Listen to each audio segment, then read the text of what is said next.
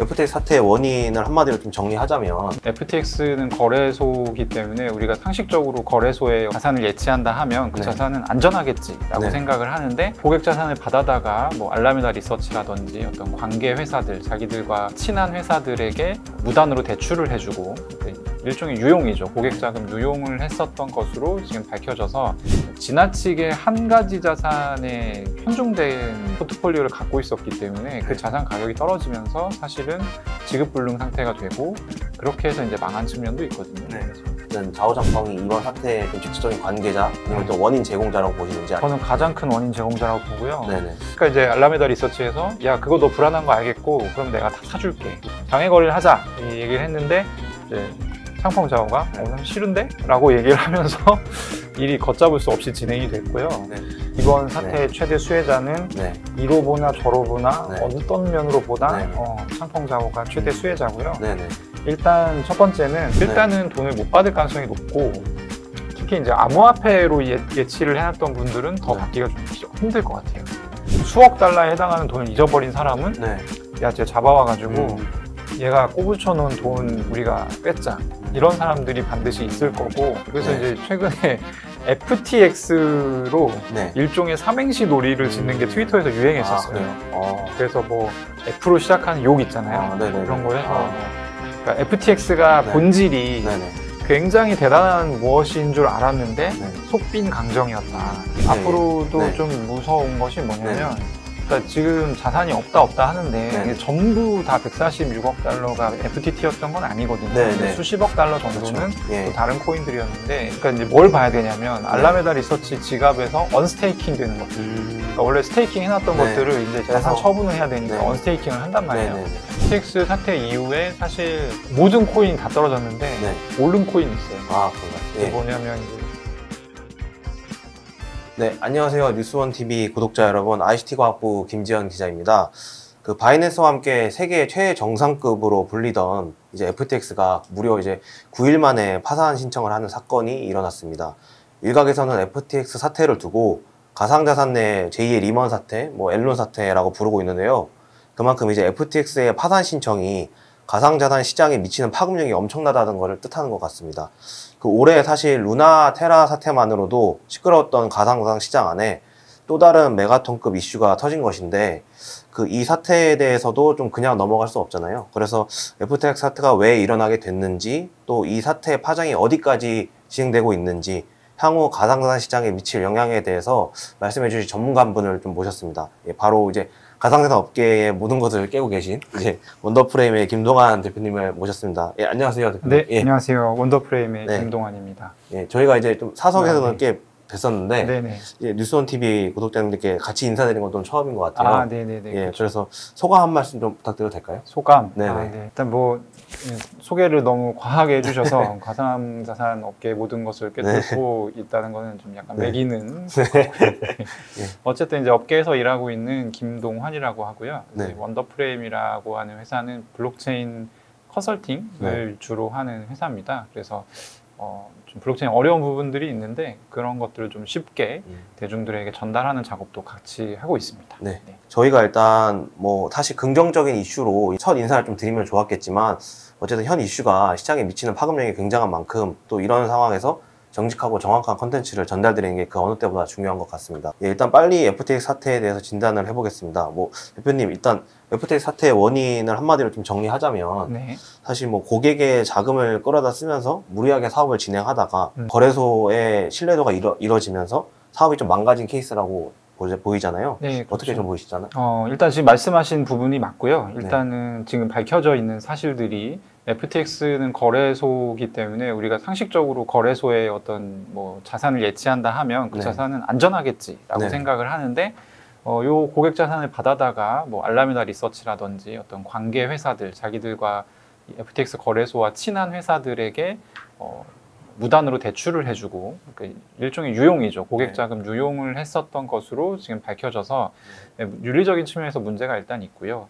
그래서 이런 부분들 때문에 이제 FTX가 망한 거기도 하고, 또 하나의 이유는 좀 이따 이제 설명을 드리긴 할 건데, FTX 거래소가 가지고 있는 자산이 이제 있었어요. 이걸 여러 가지가 있었겠죠. 코인도 있고 뭐 현금도 있고 스테이블 코인도 있고 했었을 텐데 지나치게 한 가지 자산에 편중된 그 포트폴리오를 갖고 있었기 때문에 그 자산 가격이 떨어지면서 사실은 지급불능 상태가 되고 그렇게 해서 이제 망한 측면도 있거든요. 그래서 좀 복합적으로 봐야 될 것 같습니다. 사실 이 사태의 발단이 외신 언론 코인데스크라고 하죠. 이제 전문 매체가 이제 FTX 관계사의 알라베나 리서치의 대차 대조표가 좀 이상하다.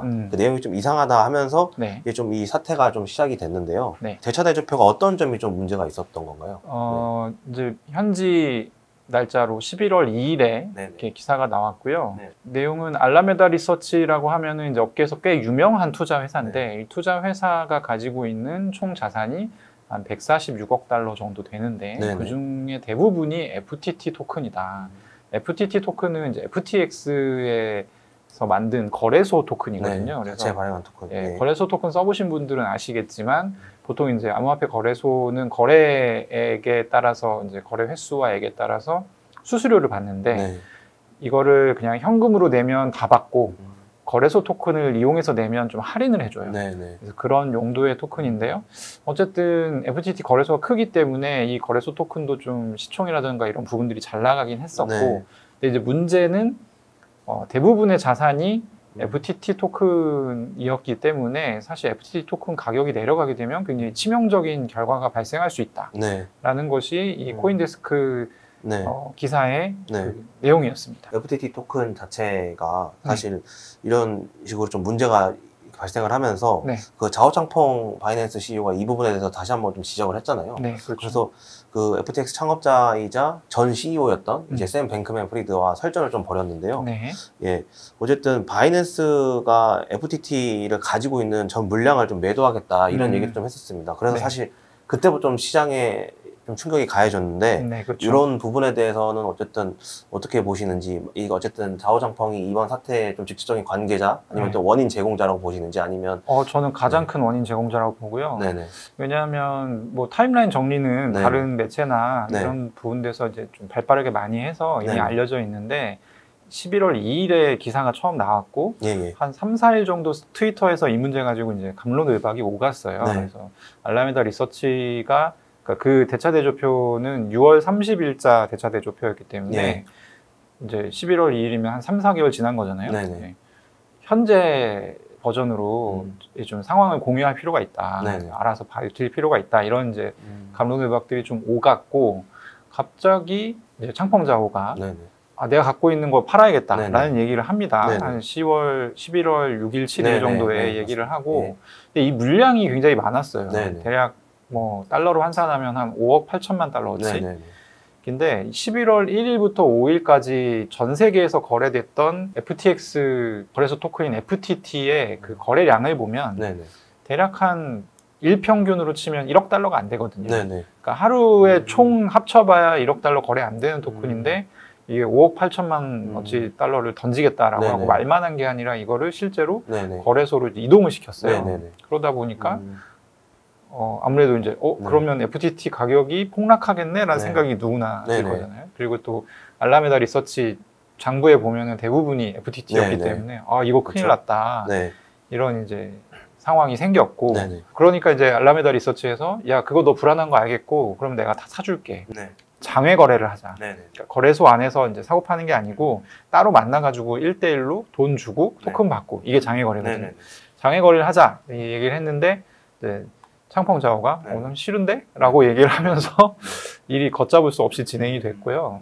그러다가 사실 이제 되게 싱겁게 빨리 끝났어요. 갑자기 이제 FTX 수장이 샘 뱅크먼 프리드가 트위터에 바이낸스가 도와주기로 했어 라는 취지의 트윗을 올려서 이게 뭔 상황이지? 라고 했는데 갑자기 인수를 타진하고 있다. 그래서 이제 사실 저는 이제 업계에 있으니까 이게 진짜 큰 일이었구나 라는 생각이 들었고 왜냐면 이게 세계 3위 거래소에 대한 인수가 이렇게 빨리 진행될 수가 없어요.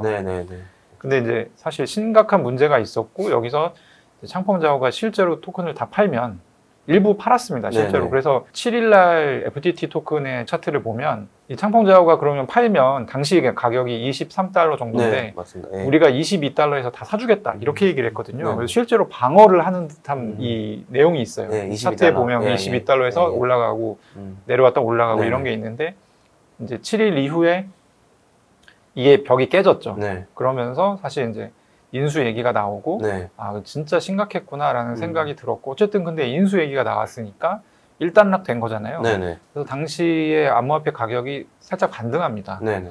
반등하다가 그날 새벽에 이제 한국 시간으로 새벽인데 그날 이제 코인데스크에서 기사를 하나를 또 내요. 네네. 바이낸스가 얘네를 인수하게 되면 반독점법상 규제가 들어갈 수 있다. 네네. 들어갈 거다도 아니고 들어갈 수 있다. 네네. 정도의 뉘앙스의 기사였고 뭐 들어보니까 합리적이거든요. 그러니까 이제 가격이 또 떡락하기 시작하죠. 인수할 수 없을 것이다라는 이제 어떤 전망 때문에 그리고 실제로 하루가 안 돼서 바이낸스 쪽에서 야 우리가 장부 봤는데 이게 도저히 살 수 있는 상태가 아니다 라고 얘기를 하면서 걷잡을 수 없이 FTT 토큰 가격이 폭락하고 그리고 11일에 이제 미국 델라웨어주의 한 법원에 FTX와 관계 회사 130곳이 파산 보호 신청을 하죠. 자세하게 설명을 해주셨는데요. 어쨌든 지금 대표님께서도 이제 설명을 잘 해주셨지만 그 FTT 토큰이 그렇게 해서 가격 방어에 실패를 했고요. 사실 말씀하셨다시피 22달러 선에서 좀 거래를 하다가 3달러 선까지 뭐 한 75% 정도 급락을 했고 지금 오늘 기준으로 한 1달러 선입니다. 사실 그래서 지금 뭐 코인원이나 코빗이나 코팍스 이제 우리나라 거래소, 국내 거래소가 FTT 토큰을 일부 거래를 지원을 하고 있었는데요. 그 지원은 사실 이제 끊었고 지금 상장 폐지까지 됐죠. 바로 이제 유의 종목 지정이 되고 상장 폐지까지 돼서 사실 지금 이제는 좀 가격 시세의 의미가 퇴색되지 않았나? 그런 생각이 좀 듭니다. 그래서 그 자오장펑 CEO가 이렇게 해가지고 업계에 어떻게 보면 또 하나의 또 큰 소용돌이를 또 이렇게 몰아치게 했는데 사실 그 이후에 뭐 그저께인가요? AMA 또 진행하면서 바이낸스도 사실 자체 토큰을 발행을 하잖아요. 그렇죠. BNB 토큰이었죠. 그래서 그 토큰은 되게 안전하다. 그러면서 그런 얘기도 하셨고 그 다음에 뭐 시장이 불안전한 건 맞다. 그러면서 이제 투자를 여윳돈이 아니라면 사실 지금 당장은 하지 않는 게 좋다. 뭐 이런 식의 뉘앙스도 얘기를 하셨어요. 그렇죠. 그래서 어쨌든 지금 상황은 되게 그 사람에 대한 그 말 하나하나에 되게 시장이 많이 흔들리고 있는 상황인 것 같긴 합니다. 그럼요. 이번 사태의 최대 수혜자는 이로 보나 저로 보나 어떤 면으로 보나 창펑자오가 최대 수혜자고요.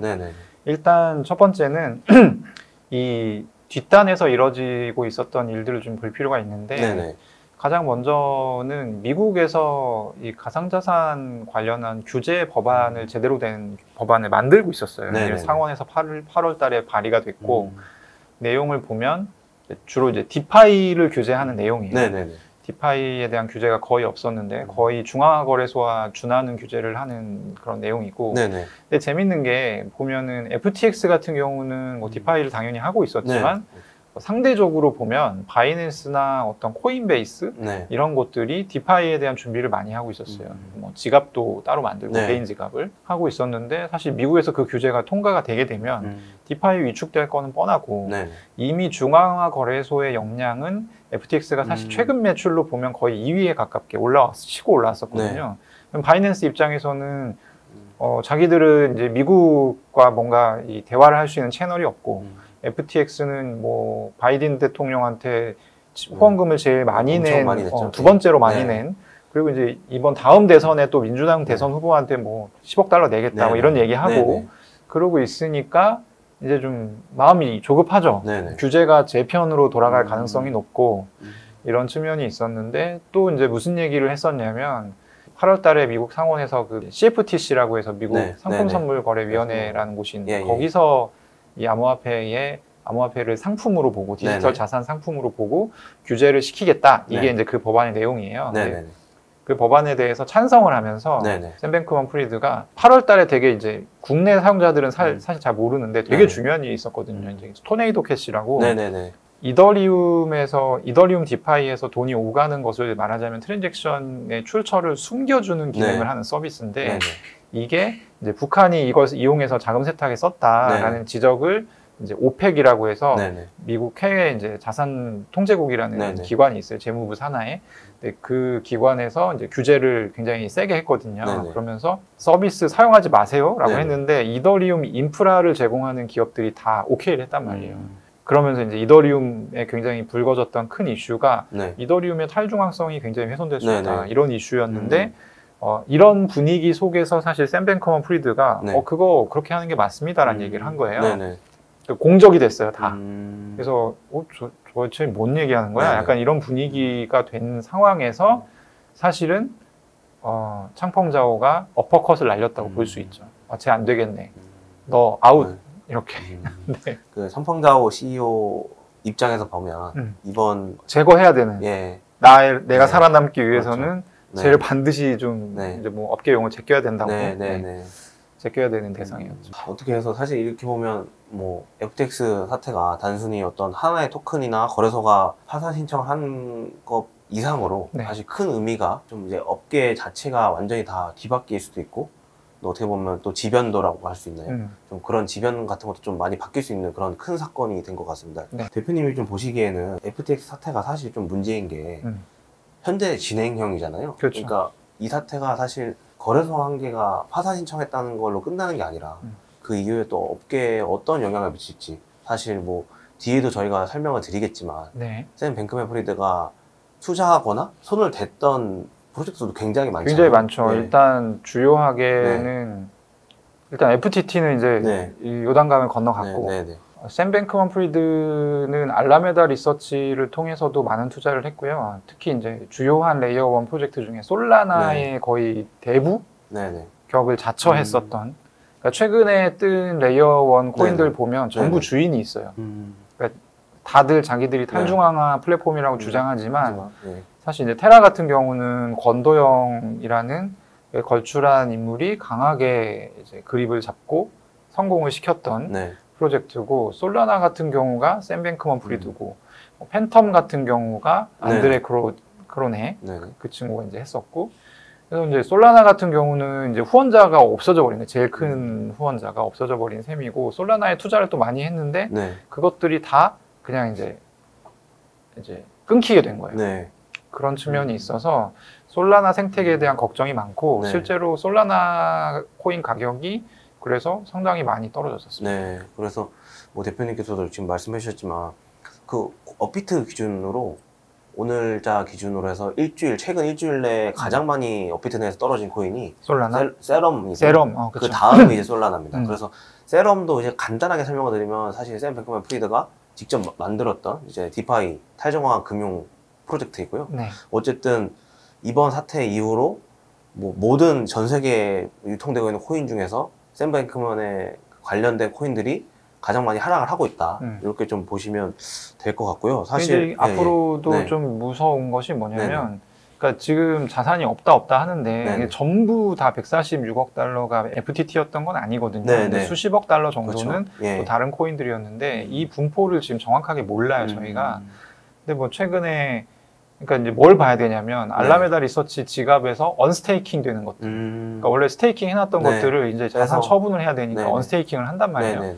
최근에 이슈가 됐던 게 뭐 클레이도 언스테이킹 돼서 갑자기 이게 뭐야 약간 이랬고 지금 뭐 아직 그럴 시점은 아니지만 앱토스 같은 경우도 솔라나와 그러니까 뭐 샘 뱅크먼 프리드가 굉장히 투자를 많이 했었던 그리고 되게 유망했었던 프로젝트거든요. 사실 얼마 되지 않았잖아요. 얼마 되지 않았죠.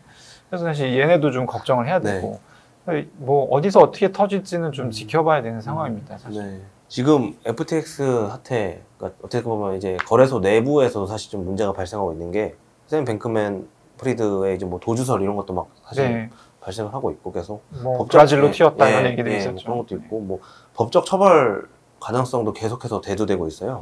그 대표님이 보시기에는 법적 처벌은 좀 어떻게 보세요? 피하기 어렵다고 보시나요? 뭐 미국은 민사가 잘 돼 있으니까요. 법적 처벌이라고 하면 아마 손해배상 청구를 많이 받을 거고요. 그리고 이건 모르겠어요. 그러니까 저는 권도영 씨가 그렇게 됐을 때도 비슷한 저거였는데 이게 약간 오해의 소지가 있을 것 같으니까 여과해서 들으시면 좋겠는데 외국 같은 경우는 그러니까 특히 이제 다크웹 같은데 비트코인 받고 사람을 어떻게 해준다 이런 게 되게 많아요. 그러니까 사실은 브라질에 간다고 해서 해결되는 문제가 아니고 거기서 뭔가 이제 자기 돈을 원래 정당하게 예치를 해놨는데 이거 잃어버렸잖아요. 근데 이제 저 같은 경우는 소액인데 수억 달러에 해당하는 돈을 잊어버린 사람은 야, 쟤 잡아와가지고 얘가 꼬부쳐 놓은 돈 우리가 뺐자. 이런 사람들이 반드시 있을 거고, 법적 처벌 같은 부분도 논의가 되고 있지만, 사실은 이제 일이 이렇게 터졌는데, 이 사람이 이거를 다 떼먹고, 자기 몸을 건사하기가 사실 쉽지 않습니다. 제가 그냥 아주 좀 어떻게 보면 무서운 얘기네요. 좀 무서운 얘기죠. 그러니까 한국에서는 그러니까 얼마 전에 머지포인트 그 이제 이슈로 1심 재판 결과가 나왔더라고요. 손해가 전부 합치면 한 1,000억 정도 되는 피해를 끼쳤던 사건이거든요. 그러니까 완전 선량한 사람들한테 1,000억 정도 손해 끼쳤던 사건인데 그 건도 보면 징역이 합쳐서 10년이 안 나왔어요. 그 두 사람이 이제 그 가족 중에는 처벌을 받았는데, 그래서 이제 한국과 외국은 조금 그런 측면에서 정서가 다른 것 같아요. 일단은 굉장히 천문학적인 손해배상 소송에 시달리게 될 가능성이 높고, 그게 해결이 된다 하더라도 뭐 어디로 잘 도망가서 숨는다 하더라도 그게 이제 사는 게 아닐 가능성이 높죠. 사실 지금 사태가 심각하게 돌아가고 있긴 한데 그 샘 뱅크맨 프리드가 뭐 하고 있나 이런 거 관심 되게 많더라고요. 그래서 그렇죠. 어제 제가 봤을 때는 뭐 롤 게임 하고 있다고 뭐 그러더라고요. 그래서 지금 상황에서 롤 게임을 할 수가 있나 뭐 굉장히 좀 어떻게 보면 이해하기 쉽지는 않은 뭐 그런 상황인 것 같기도 합니다. 뭐 약간 국내 커뮤니티에서도 가끔 이렇게 하락장에 나타나는 현상인데 뭔가 삼행시 놀이를 한다든지 할 게 없거든요. 사실 이 사람들이 돈 잃고 모였는데 이 억울하다 얘기하는 것도 하루 이틀이지. 그래서 이제 최근에 FTX로 일종의 삼행시 놀이를 짓는 게 트위터에서 유행했었어요.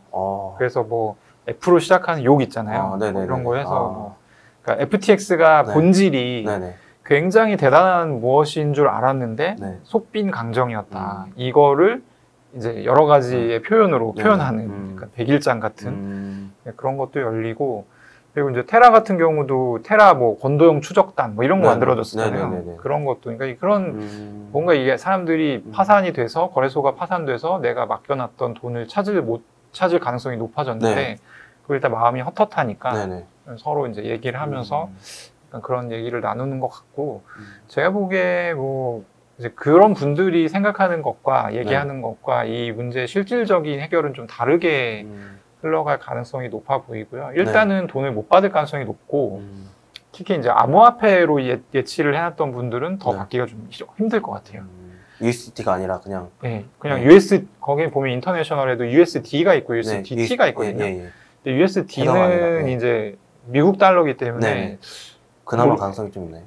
뭐 약간 차이가 어떻게 될지 모르겠는데 일단 암호화폐 자체는 이게 이제 부채로 아예 보는 것부터 생각을 좀 해야 된다 이런 얘기들도 제가 듣고 있어서 하여튼 그건 저는 법 전문가는 아니기 때문에 좀 지켜봐야 될 것 같은데 아마 못 받는다고 봐야 될 것 같고, 다만 이제 FTX의 이제 CEO 자리를 내놨잖아요. 그리고 이제 올라온 인물이 존 제이레이 3세 라는 양반인데, 이 양반은 2001년에 엔론이라고 해서 굉장히 큰 미국 에너지 기업이 이제 파산을 한 적이 있는데 그때 구조조정을 담당했던 전문가예요. 그래서 그 당시에 이제 자산 매각 같은 걸 해서 이 사람이 10억 달러 이상을 회수해 준 적이 있다고 해요. 그래서 나름 스페셜리스트를 모신 거고, 그래서 좀 어떻게 될지는 지켜봐야 되는데 일단은 저도 지금 이제 거의 FTX에 돈을 넣어놨던 거가 좀 약간 증발이 됐거든요. 그냥 없던 돈이라고 치고, 그리고 이제 중요한 거는 사실 이제 지금 앞으로의 대응인데, 뭐 바이낸스의 창펑자오도 사실 뭐 엄청난 특별한 비전이 없다라고 하면 지금은 일단 현금화를 하시고 기다려라 뭐 이런 얘기를 또 하기도 해서 화제가 됐었는데, 그런 것들을 좀 복합적으로 고민해 봐야 되는 시점이죠. 이전에 마운트곡스 사건도 있었고, 마운트곡스 사건은 지금 한 거의 8년, 9년? 그렇죠. 지났는데도 아직도 돈을 못 받고 있거든요. 못 받고. 사실 근데 그건 또 이제 거의 대부분이 비트코인이기 때문에. 그렇죠. 받고 나서는, 그때 당시에도 비트코인이 그렇게 비싸지 않았었잖아요. 몇 천만 원까지 안 갔었기 때문에, 그걸 또 이제 다시 배분 받으시고 나서 또 그걸 시장에 던지면 사실, 그것 또한 사실 비트코인에 대한 악재다. 악재, 그렇죠.